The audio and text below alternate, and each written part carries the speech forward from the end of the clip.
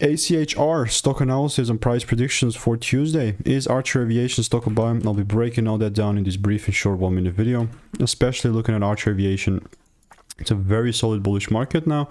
Before I get into it, my idea on this price going down a bit is still standing like truth. I mean, it went down, so it grabbed this lows, but there's just so much out, like there's so much liquidity that I still need to take. The price still needs to take. Oh yeah, pre-market is even lower, and this is perfect. This is perfect.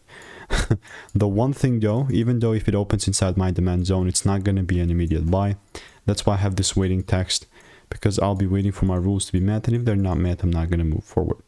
Easy, because I've taken like two longs here, and this was one of the most beautiful, like it's plus 5R, and this is the before.